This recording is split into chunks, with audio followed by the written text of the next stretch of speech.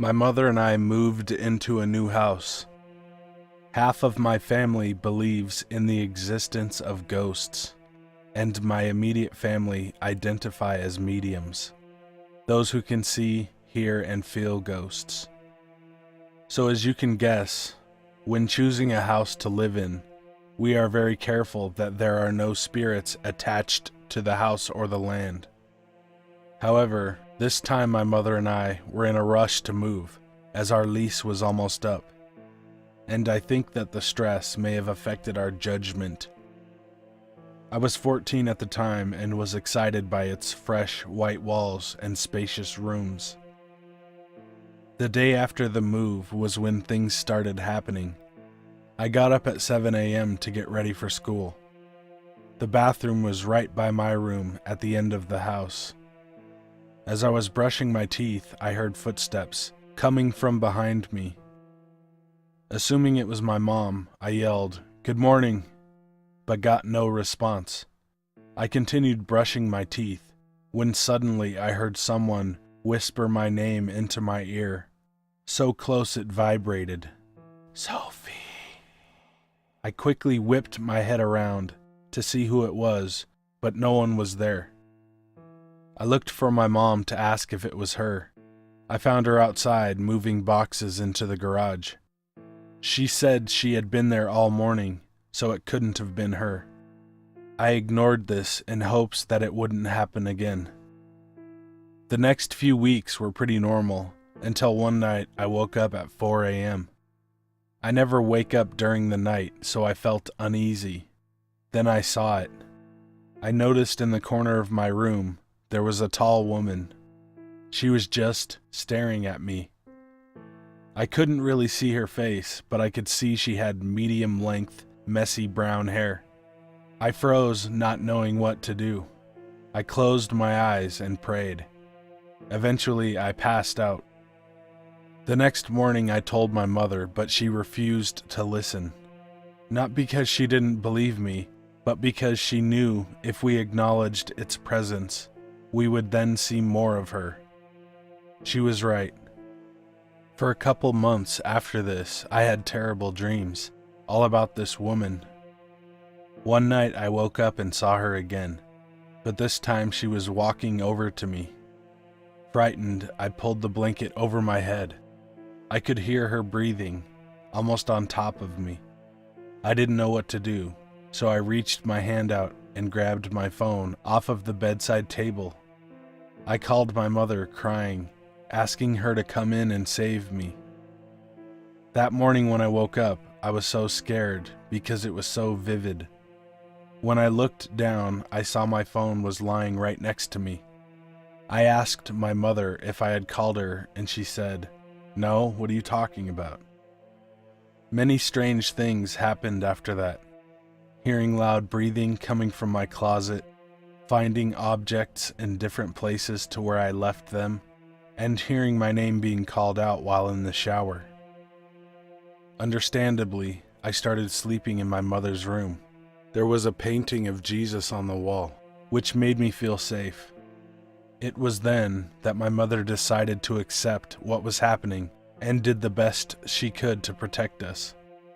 The minute my mother did this, things started happening to her. She would tell me that while I was at school, she saw the woman sitting on the couch, standing outside in the garden, and hiding in the laundry room. My sister came to visit. She decided not to tell us that she had also seen a woman in the house, so she didn't say anything until she left. We told her about everything that had been happening, and she suggested we tell it to go away.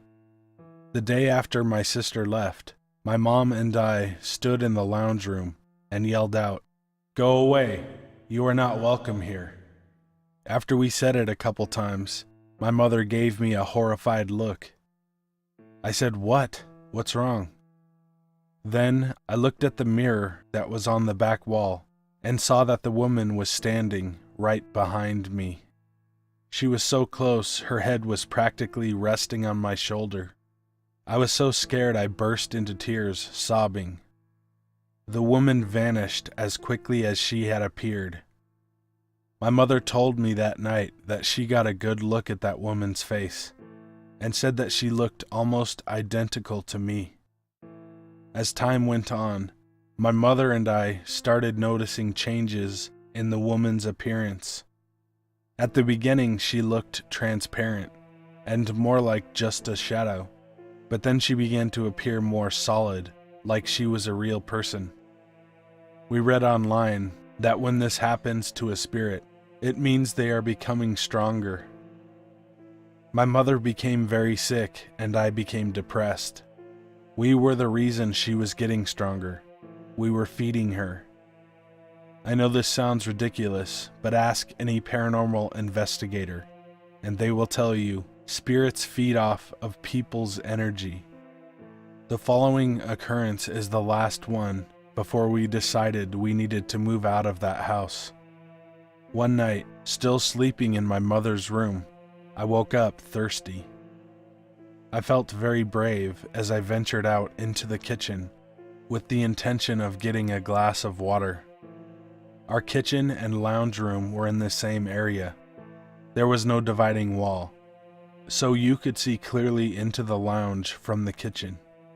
I noticed that in the middle of the lounge room was a dark shadow.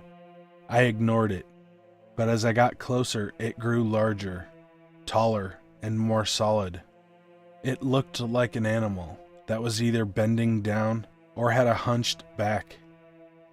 I stopped walking, and that was when it saw me. Its head turned to face me. It looked me right in the eyes. It suddenly jumped down, crouching on the floor behind the couch.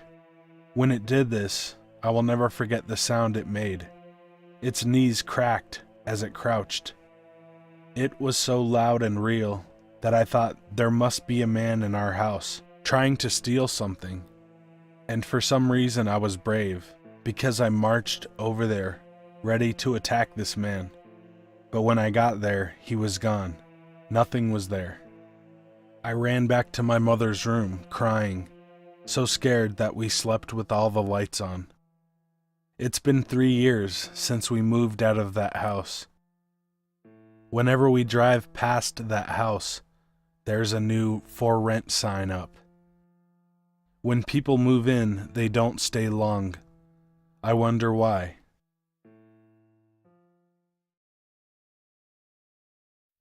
I'm a 16-year-old British girl. The event that took place happened around 7 months ago. I was at a party with my friends, and some cute guy came over to dance with me. At first he was twirling me and being really gentlemanly, but the more we danced, the more touchy he became. It didn't worry me at first because we were both tipsy, but then he started trying to lift up my dress. I pushed him off and called him a perv. The next couple of songs, I danced alone with a bottle of berry cider in my hand. I went upstairs to pee, and when I turned around, I saw the guy from earlier. I ran into the bathroom and tried to close the door, but he overpowered me and shoved his way in. He locked the bathroom door and pushed me against it. I feel my heart racing, and I try shoving him off. "You scream and I'll cut that pretty little face of yours." I keep my mouth shut and let him kiss me. He yet again lifts up my dress and looks at my tattoo. It's a memorial tattoo my uncle did for me about my grandpa, so it's pretty precious to me. He ran his fingers over it and then put his face right up to it. He whispered something and began licking my tattoo. I felt myself getting dizzy. He stands up and uses a pocket knife to cut the side of my dress, exposing my underwear. Screaming, I shove him off of me and somehow unlock the door. I ran downstairs to my brother Charlie, and he tries to calm me down.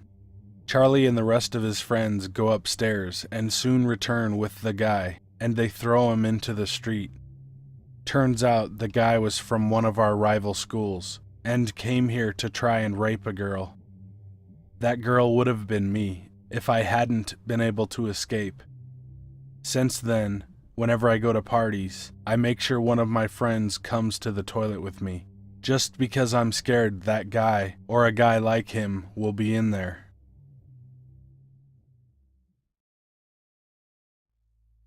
My name is Kyle, and I'm 15 now, but this happened to me when I was around 11. I moved into this new neighborhood on the west side of Columbus. I had no friends yet, and it was summer. I would always sit in the house and watch TV until one day I decided to go to the park and see if anyone was down to play. When I got there, I saw a group of 3 kids that looked like they were bummed out. I was curious and I went over to ask what was wrong. They said that they were having family problems and were stressed out. I asked them what their names were: Aaron, Avery, and Will. I told them we could play a game and have some fun, and they agreed. We played around at the park for hours until we decided to call it a day. The next day, we all met up at the same park, and Aaron said we should sneak out tonight when our parents are asleep. We asked why, and he said to play a more interesting game. So Avery, Will, and I decided to stay at my place. It was around 1:30 in the morning, and we all went to the park. We waited about 30 minutes, and finally Aaron came, with a box in his hand. We asked him what it was, and he said it was a board game he found in his attic. He also brought 4 small candles and a lighter out of his pocket.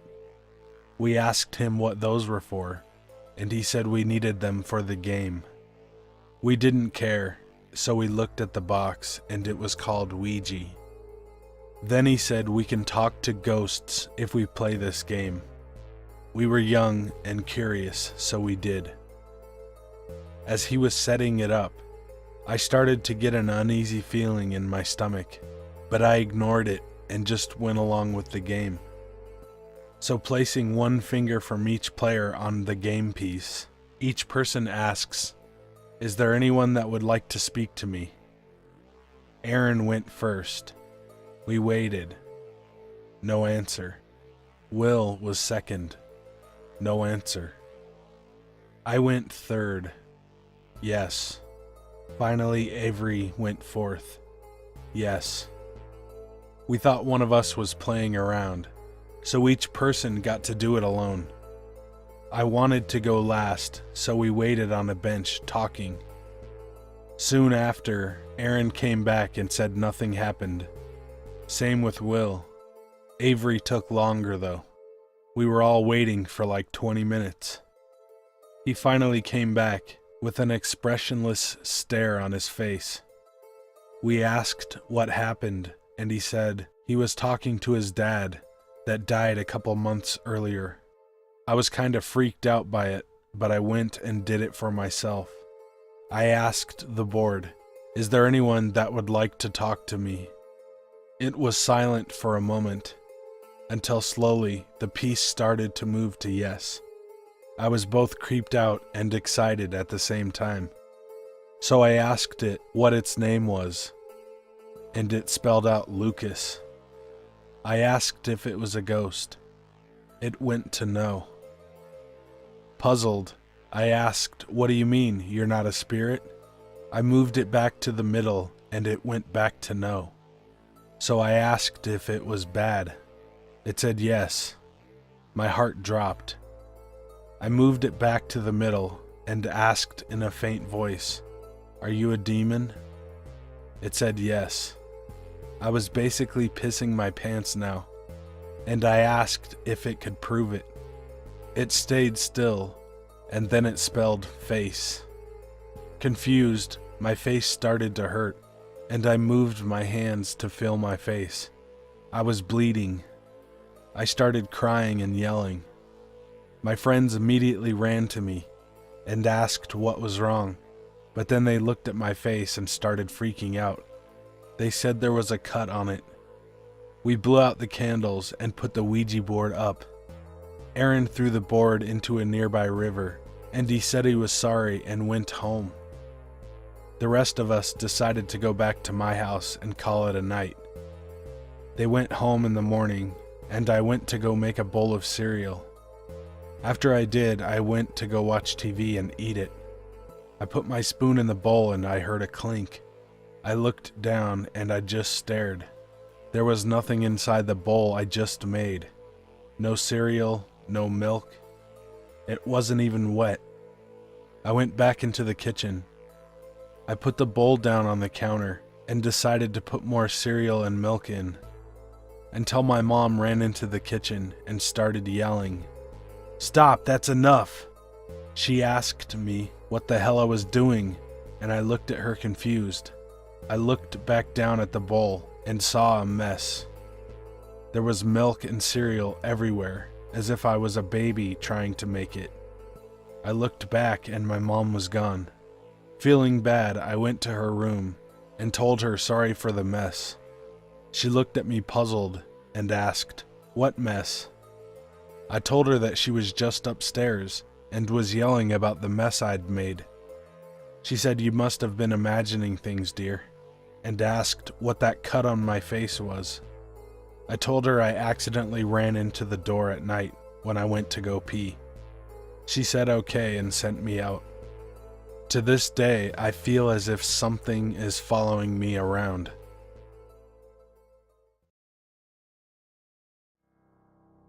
I am currently 14, turning 15 in August. I'm a female and pretty tall, but not too big. I seem to attract very negative spirits, or demons if you like. I don't really like to tell these stories because most would call me crazy, or tell me that it's in my head. I moved into an old house about 2 years ago with my mom, my stepbrother, and his dad. I never really had a father, and my brother's doesn't count.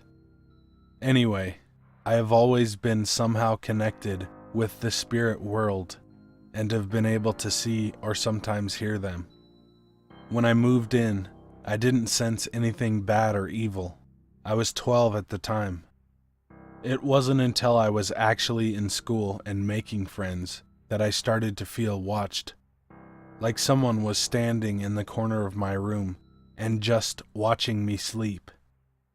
It didn't bother me until I started feeling someone's presence. I felt threatened, even though I was used to it by then. A few weeks passed and things got worse. I was scratched, pulled off of the bed, burnt, and even had things thrown at me. Not too bad, right? One day, while playing Escape, a game I made up to scare my friends, I went to hide in the basement. I went to a small room to the left and saw 2 plastic lawn chairs facing each other. But as I walked in, I heard voices talking to each other. No one was down there. I was creeped out and had to end the game early. Fast forward to now, it has been getting stronger. I've been seeing apparitions around my home, mostly in my room. I keep seeing a little girl in a black lace dress with curly black hair and no face. I've seen her in the corner of my bedroom and on my bed, and I know when she's around because it starts to stink like death. She keeps scratching me and pulling my hair. She doesn't want me to sleep, and she's done everything she can to stop me. Hey guys and ladies, thanks for watching. If you want me to tell your story or read a creepypasta, email me at the address in the description. Thank you to everyone who submitted. And I'm getting some other submissions, and that makes me happy, so I can continue the viewer submission series. And now it's time for TDI Gets Wasted and Reads a Classic Story. Enjoy. A beautiful young girl is left home alone with her. A beautiful young girl is left home. A beautiful young girl is left home alone with her only dog. A beautiful girl. A beautiful young girl is left home alone with her only. A beautiful young girl is left home alone with only her dog to protect her. On the news that night, they announced there is a serial killer on the loose in the area. Before she goes to bed, she locks all the doors and tries to lock all the windows, but the one in the basement won't lock. She decides to leave it unlocked, but locks the basement door and goes to bed. Her dog takes its customary place under her bed. Well, it's going good so far. In the deep of night, she awakens to a dripping sound coming from her bathroom. Half awake, the girl feels the comforting lick from her dog and falls back to sleep. She reawakens to the dripping sound, reaches her hand down to the dog where she feels the reassuring lick and falls back to sleep. Once more, she awakens to the dripping sound. She reaches her hand down and feels the lick of her dog. Now curious about the dripping sound, she gets up and slowly walks towards the bathroom. The dripping sound getting louder as she approaches. She reaches the bathroom and turns on the light. She is greeted by a horrific sight. Hanging from the shower nozzle is her dog with its throat slit open and its blood dripping into the bathtub. Something on the bathroom mirror catches her eye. She turns around. Written on the wall in her dog's blood are the words, "Humans can lick too."